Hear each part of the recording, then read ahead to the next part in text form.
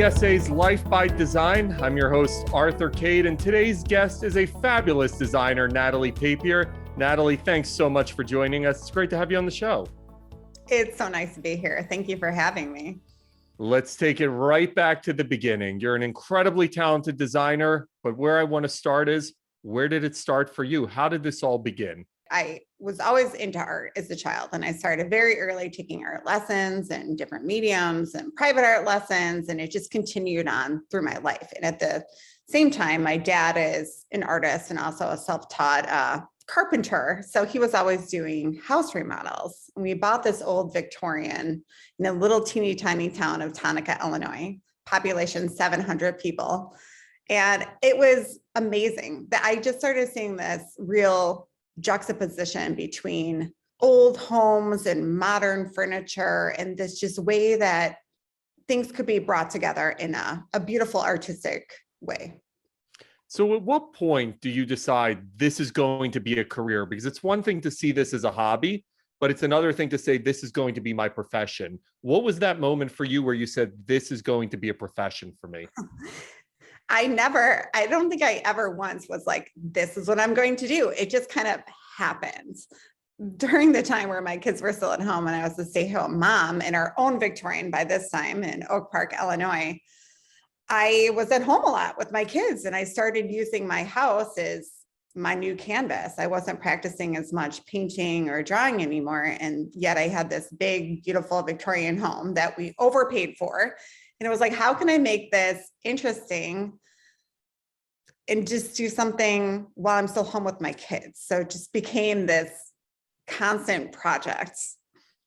As you're kind of fiddling around with the home, is it an optimistic process? Is it a frustrating process? You're like, I have no idea what I'm doing, what's happening here. What were some of your initial thoughts as you were fiddling around in the beginning? There's definitely been a process. So when we first moved in, it was like, oh, we have this grown up home. We're such adults now. We have little children, and I'm going to paint all the walls some version of like agreeable gray. And then within 6 months, it was like, agreeable gray does not agree with us. And I started experimenting just with color and things I really loved and vintage, because those were things that we could afford. And on the weekends, I would wake up really early and I would go to these estate sales. So my husband watched the kids, and that would be like my time where I would go treasure hunting and just continue to turn my home into something that reflected more of who we were and not this agreeable gray adult idea of what design I thought was meant to be at that time. So at that point, you're now forming your voice. You're kind of realizing what it is you like, what it is you don't like. At that point, are you starting to think about this as a career, or is it still just, I'm working on my house and this is a hobby? Still working on my house, still a hobby. At that time, I started doing vintage pop-up shops with my friend Kim, because we were both, in this obsessive moment of finding unique things for a steal. And it wasn't until I had one of those at-home jewelry parties and invited a bunch of friends, and they looked around and they're like, well, this is really interesting. And one of the moms came up to me and was like, I just really like your style. Would you be willing to help me with my own home? And I did, and I did not know what I was doing as far as like a business level goes. I could trust my own eye, but I was experimenting too. So I gave her very low hourly rate, did this kind of HD TV like moment reveal, because I was scared and I just wanted her to let me do my thing before she saw it. And she loved it so much that it kind of just was word of mouth, and it spread so quickly. And 2 years later, when she started her big renovation, they hired me again. And by then I had built it into this career. That is such a cool story. You literally throw a jewelry party for your friends and it becomes your first business client, then leveraged into further referrals. That's amazing. Yeah, I was all very, very organic, which I feel like is pretty much the way I operate. Like things fall in place at the right time. And if it's meant to be, it will happen. I truly believe that. So on that first client, your friend, how nervous were you? I mean, this is the first time you're essentially doing it for somebody else. you're being paid for it, so there's pressure there. What was, on a scale of 1 to 10, the nerves level? Oh, I mean, I'm an anxious person by nature. I just am. So it was like 10, very, very high. But I was also like, okay, what's the worst thing that can happen? It's just design, right? I'm not saving lives here. I'm making your house pretty. So if you take the levity out of it and just are really aware of what you're actually trying to do, you stop taking it so darn seriously. And it just makes people happy. It's so fun to see the joy that it brings when you help somebody transform their own home into a place that truly reflects them and makes them comfortable and feels beautiful, but also really approachable and authentic. You touched on vintage, and something that I've noticed as I was going through your Instagram and different social media is you have several vintage pieces incorporated into your design. How do you curate them, and how do you feel that they're an important part of your aesthetic? I love having something that's truly unique. And I'm also somewhat cheap by nature. I think I watched my parents thrift so much. I love finding that like good deal or like treasure hunting for something, but I really like not having something or having something that like nobody else has. I just find that that really makes your home have interesting things. If you buy everything from a box store, it's going to look like a box store. But if you bring in these interesting elements and vintage and art, then it becomes something, I don't know, more soulful. It has more personality. I agree with you. For sure. So as you're building this clientele, you now realize, oh my God, a business is happening right in front of me. How do you start managing that? You have a family, you're now having a burgeoning business. What's kind of going through your head at that point? I think the hardest part for me is when you start transforming this into a business is I didn't have any of the knowledge of like truly running a business. I didn't have any infrastructure in place. So learning how to do that and learning what things I needed to apply for and how to charge and how to manage the invoicing and all these things that I didn't really care about. I just wanted to make like a pretty room. So it's then you have to take a step back and be like, okay, I need help. There are things I'm not good at, and there are things other people are really good at. And that's when you have to reach out and say like, hey, help me because I don't know what I'm doing. So a lot of help. How did you build your voice during that time? Because, and I talk to people, I consider what I do an art form, just talking to people and interviewing and having a conversation, although it can look easy to many people, it's hard. And same thing with design. We can see the finished product and be like, oh, that looks great. But the thought and the idea and the imagination that went into creating something like that is hard. How did you begin to form your voice and understand A, what the client wants, but also B, how you can apply your skill set to create what the client wants? That's a very good question. And it really is an art. So much of everything that we do, from what you do to what I do, is an art. And it's a lot of it is self-taught. So for me, creating my voice, it kind of came at an interesting time because when I started really working in building my business, there came like this whole chunk of time where everything was like minimalism. And I was not that. So at first it's like defining who you are, staying authentic to that and not playing into the trends, and then finding your people who are into what you do.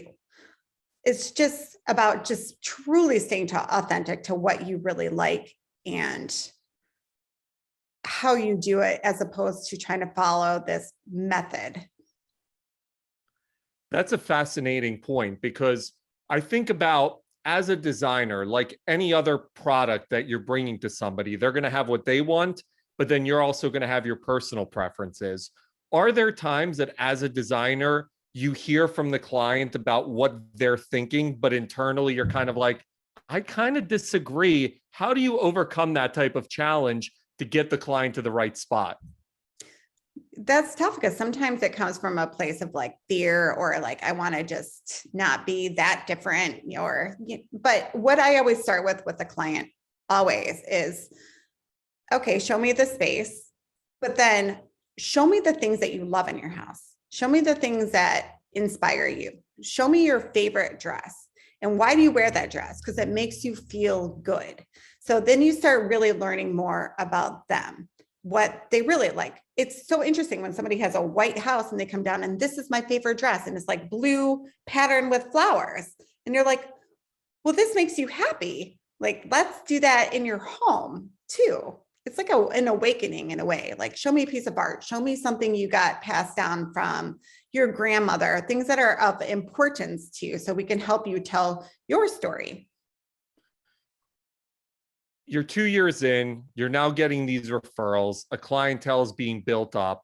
This all sounds great, but anyone who's started a business from the ground up knows it is really difficult. What were some of the biggest obstacles that you had to overcome? You had talked about just organizing your business, but also you're thinking about growth, I'm sure, at that point. What are some of the obstacles in the walls that you had to break through as you were becoming more and more successful? I think the biggest obstacle was just myself, to be honest. You get into your own head and think, oh, I can't do this. Look what they're doing. Oh, they're a real designer. And it just comes from a place of confidence in keeping, I think for me, what I tried to do in the beginning was like follow suit to what other designers' process was. And then it came to a place where I'm like, but that's not me. And maybe it's okay to do it my own way.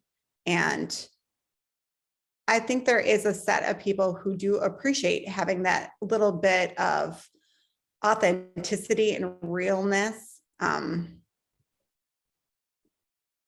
that I tend to bring. There's a vulnerability that I have, and I think I kind of express it pretty vocally, and that makes people feel more comfortable.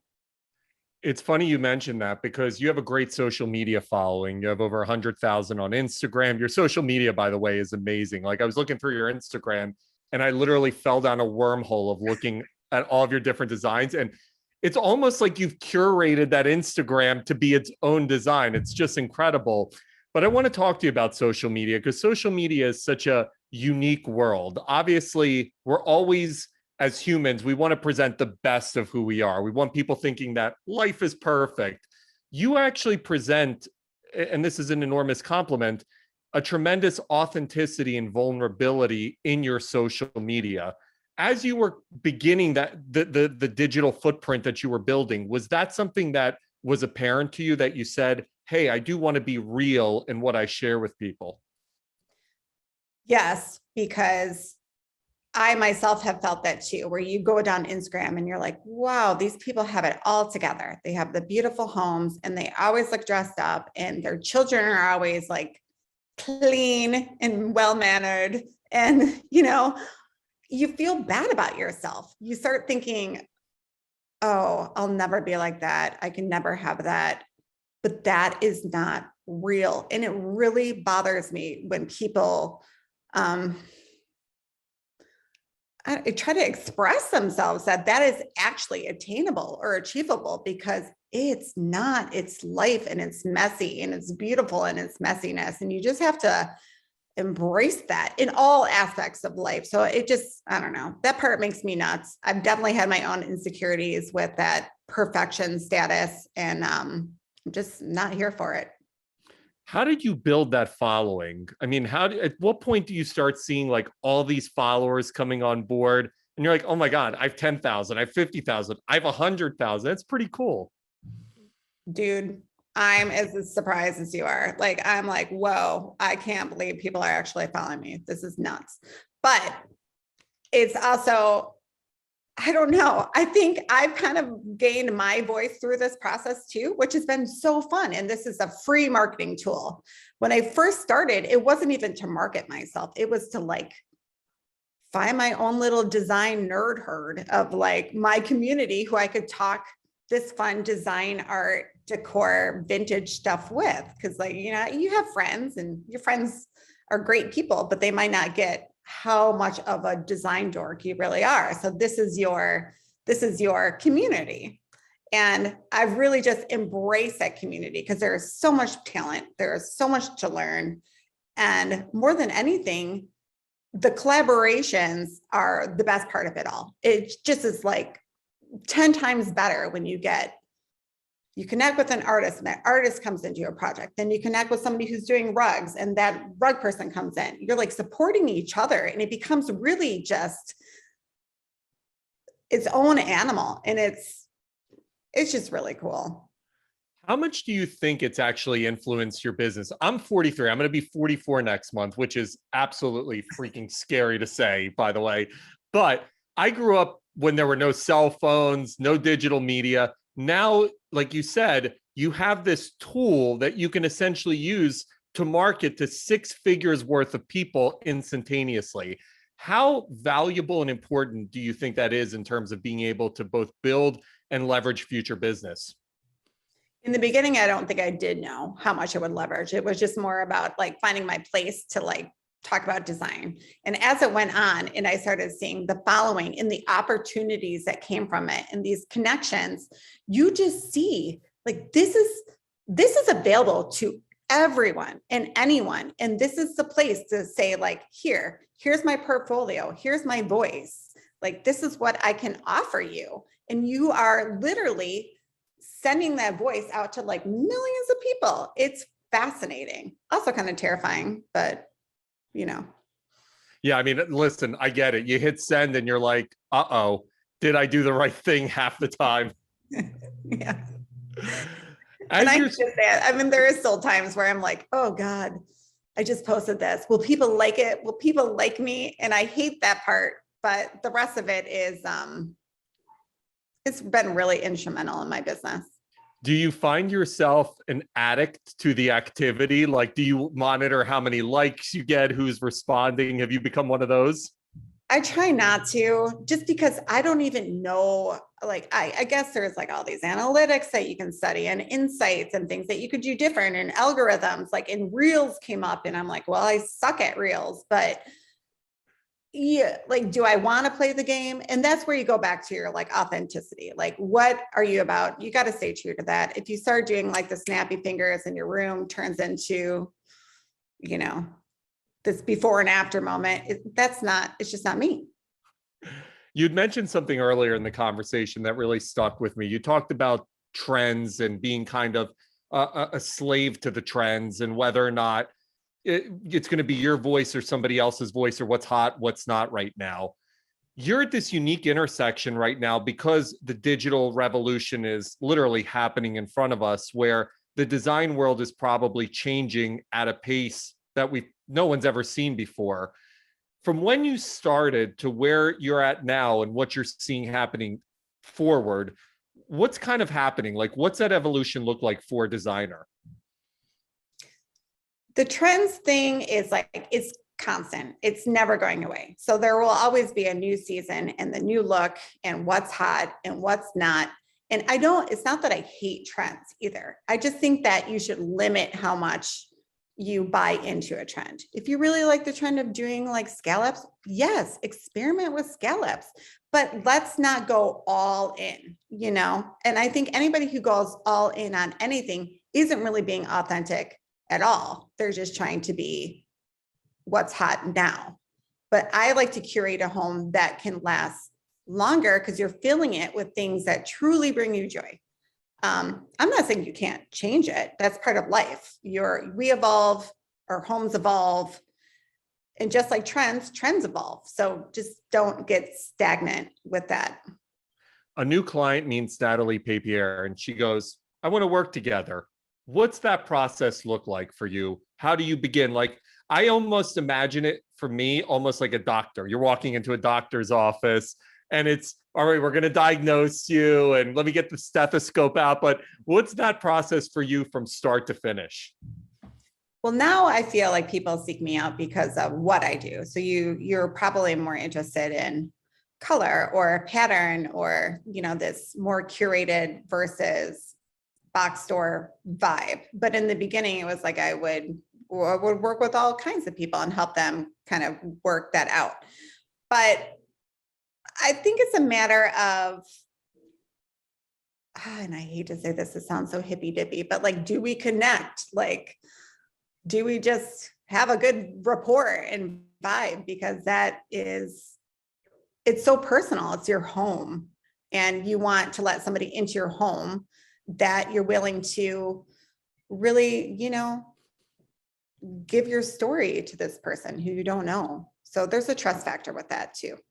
It's funny you mentioned that. I have these conversations with my business partner all the time. He has done an amazing job in educating me. Don't work with people you don't want to work with.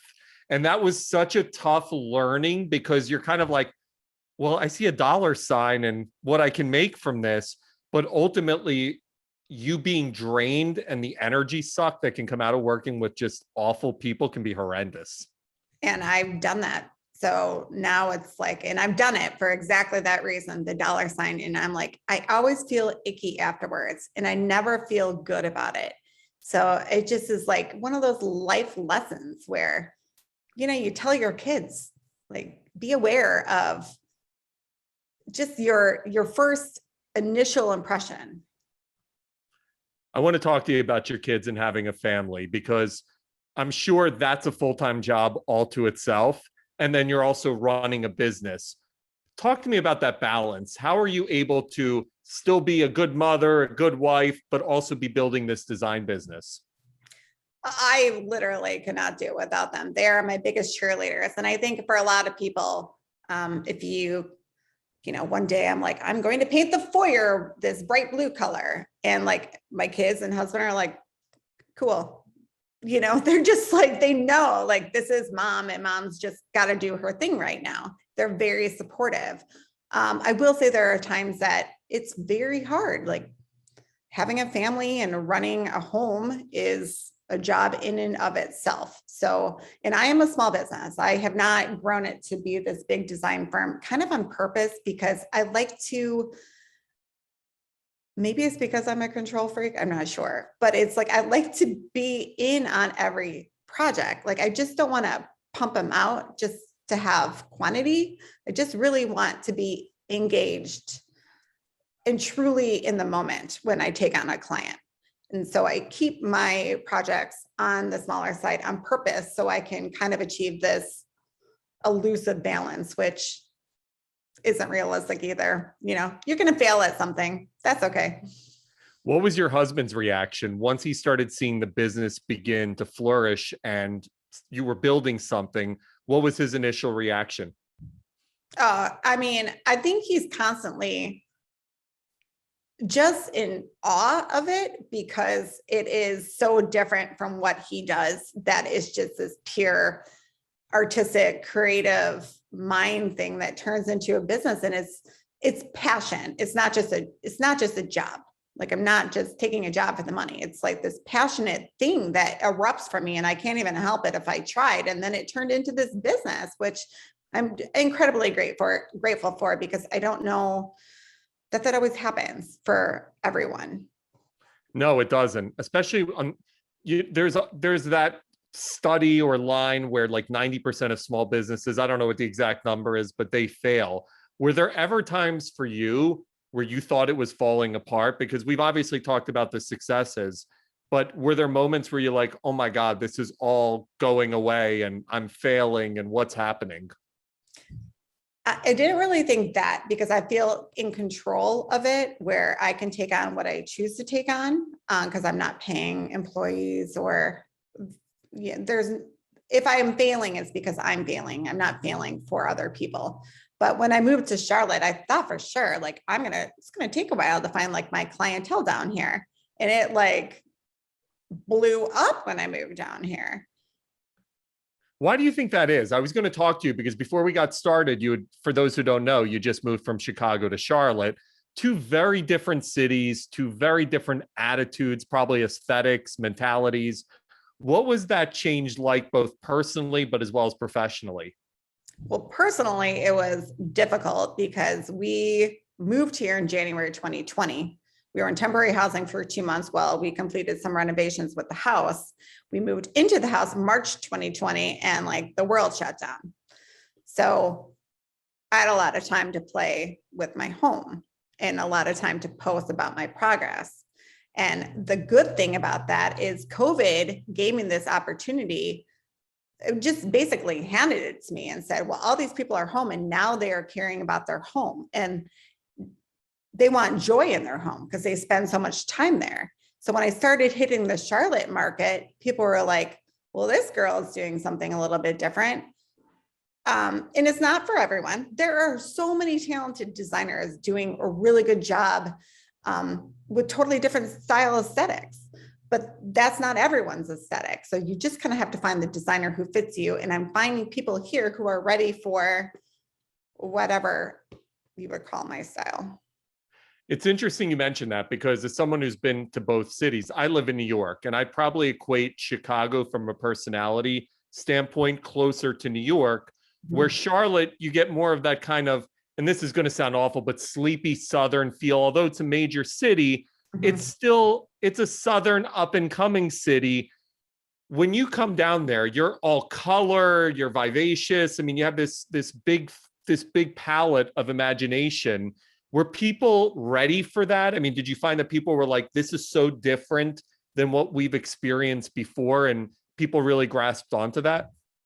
Yeah, I've gotten the warmest welcome from Charlotte because of it. And it's, even if it's like not something you would have in your own home, people have been so kind about saying like, your style is really cool. Like, even if it's like not for them, it's just such kindness that comes with that. People down here are very, very nice. Oh, And they're the nicest. I always tell people, if you're battling depression, head to the South. It's like, you don't need antidepressants. The Southern people will be like, how are you today? And you're like, oh my God, people are so nice down here. yes. And I think that kind of kindness just opened up another whole world. You meet new people here, and I was finding new artists down here and textile designers and people doing really interesting things here on a different level than Chicago. You're still getting started. And it's like one of those moments like, oh, let's help each other. Let's work together. Let's make these beautiful moments here. And it just opens up your world.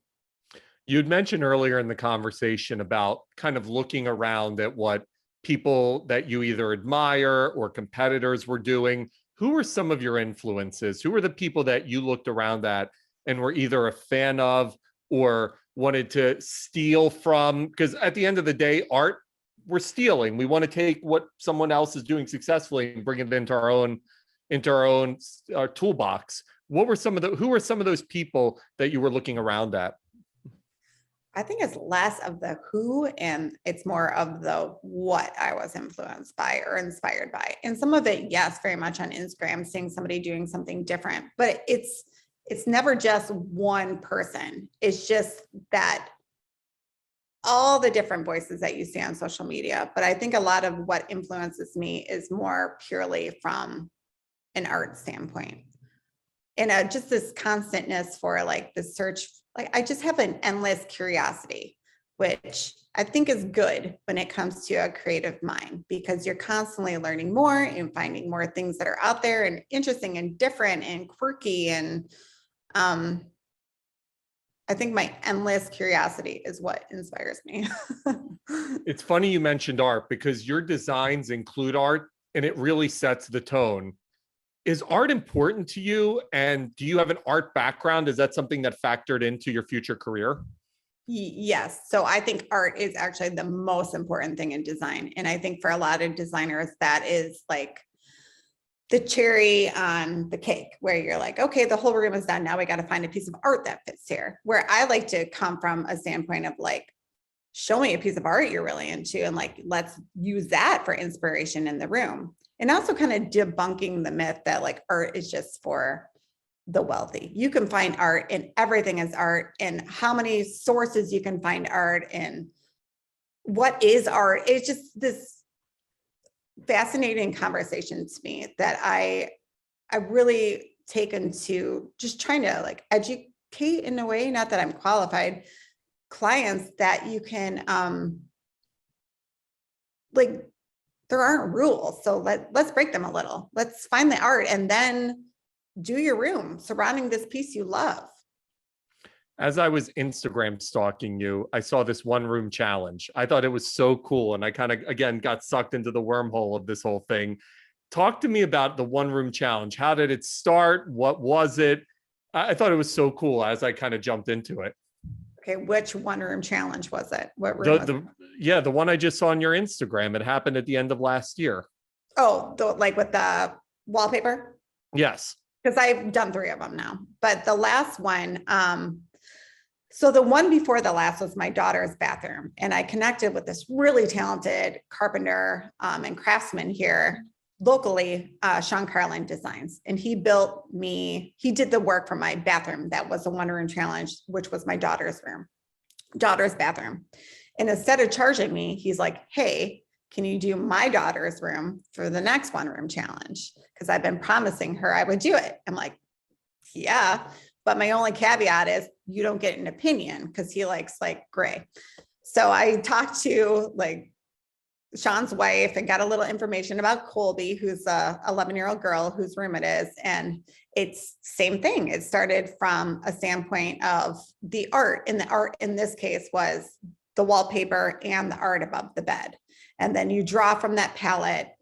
And sometimes it's taking that palette and bringing in a contrasting color where it's very unexpected, but also just making that room functional, because it was a very strange little room. So functionality comes first. It really does. It has to work for you. If it doesn't work for you, it's just stupid. So functionality and then design. So how did the whole 1-room concept begin? Was it something you're like lying in bed and you're like, I have this idea for 1-room challenge. How did it all start? So the 1-room challenge is like a biannual thing in the spring and fall. And a lot of it is just based on social media, blogs, and this media partner is Better Homes and Gardens. So I have participated twice, once before, and then got asked to be a featured designer. With featured designers, you work with certain sponsors to do this room. So for that room, I had this total other concept for it. And it was going to be like red. And then I talked to Colby's mom and she's like, well, she really loves pastels. And I'm like, well, I can't just paint her room primary red then. It's not what she likes. So that came from, I don't know. I think I do know actually. The artist that had the portrait above the bed, I was really into her art at the time. I still am. And I reached out to her and found a piece I really liked and asked if she'd like to participate in this with me. And that's when I started connecting the dots of this wallpaper that I liked that would be a good contrast to that. I don't know how to explain my brain. The brain of an artist. I go through the same thing. Talking to me is like talking. I always say to people, talking to me is like talking to somebody with multiple personality disorder, because my brain is literally in 5 different places at the same time. Same. And then sometimes I'm like talking to someone, but then I'm looking around at something else. And I'm like, I'm still listening to you. It's a very visualness. No, I totally get it. So when you're a self-taught designer, there's obviously a million kids who are in school right now, training, learning to become designers. But as a self-taught designer, did that differentiate you, do you think? Did it essentially give you a leg up on other people, a leg down? Did it help, hurt? What are your thoughts? I'm not sure. I definitely respect getting the education. I think there's a lot to be learned in a lot of things I could have learned earlier.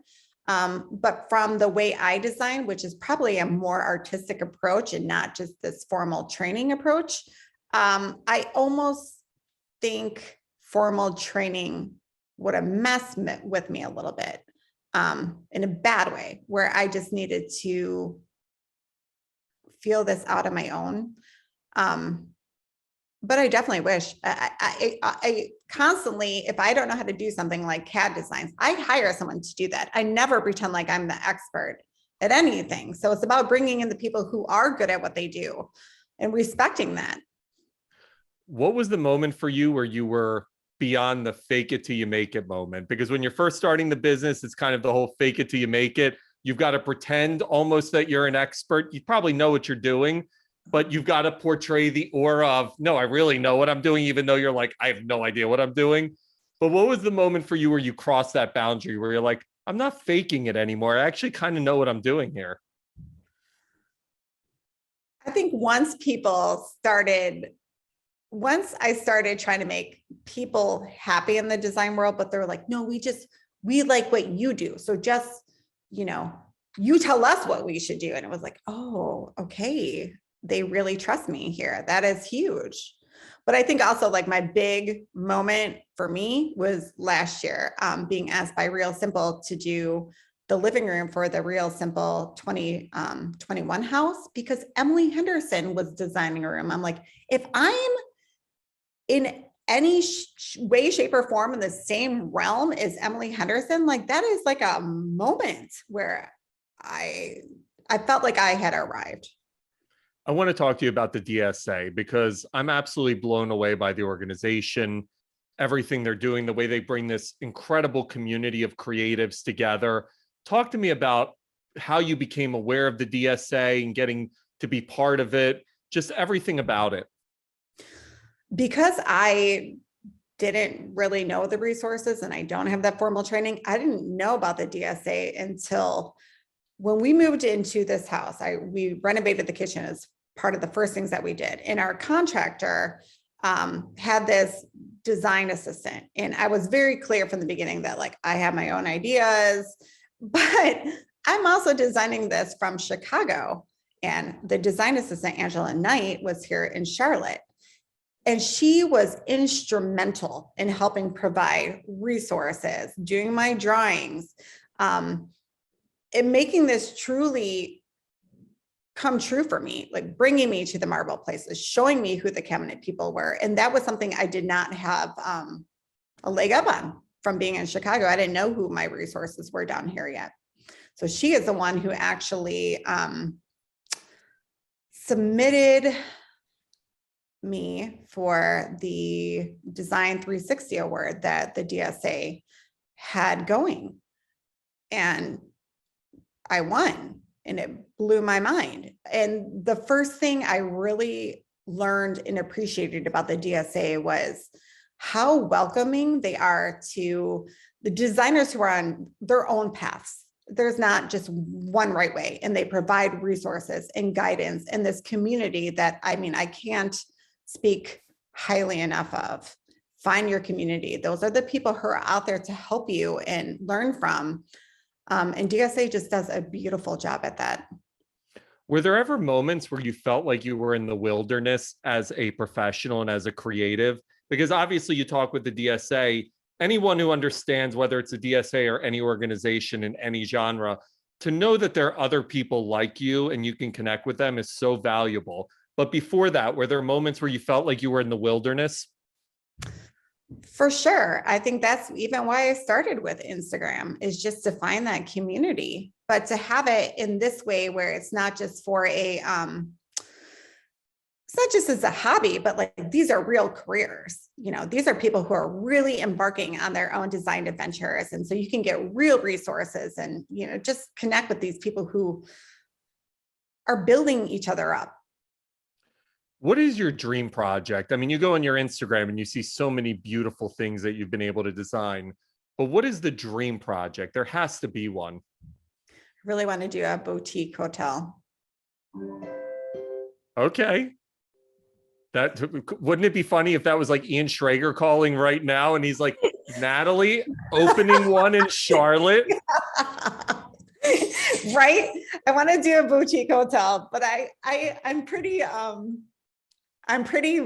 vocal about this on Instagram that it's okay to like put out there to what you want. Like, I'm like, I think not this January, the last New Year's, I had put a post and I'm like, you know what? I would like to write a book. I'd like to have a TV show. I'd like to have my own product line. And I have my toe in the water for all three of those things right now. And I don't know if any of them will come to fruition, but there is something to be said about wanting something and working just really hard for it, whether you have the background knowledge or not. Do you have it visualized? So is it something where if someone would come to you, let's say Ian Schrager did call and said, Natalie, want you to design my next hotel, but here's my vision. Or do you have it in your head where this is what the hotel that I designed is going to look like? I don't have that vision yet. I think I very much appreciate a little bit of like guidance on what somebody wants. I'm not just somebody who's like, move over. Let me do my thing. I really appreciate wanting to know more about what they're trying to achieve and then doing my own spin on it. Where do you see your business in like 5, 10, 15 years? Have you started really almost goal planning, manifest planning around where you want this to go? No, I wish I had a better answer, but life is really short to me. So I just try to take it day by day and appreciate the opportunities as they come. And if you just keep focusing on what you love, I truly just believe that the next step will find its way to you at the right time. And that leads me to my final question. A young designer comes up to you and she or he says, Natalie, what piece of advice would you give me? I'm just starting out in the business. What should I be doing? What would that piece of advice be? Connect with the people in your community, the people you admire.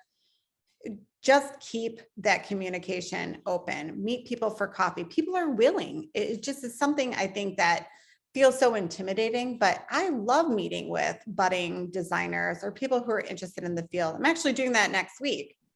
Sorry, 2 weeks from now, where just this woman reached out and said, I really like what you do. I'm really interested in this. I would love to like help you if you need help.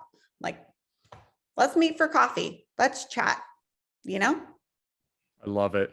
Natalie Papier, it has been a pleasure having you on Life by Design. Fantastic, fantastic insight. Thank you so much for joining. Thank you very much for having me. Honored.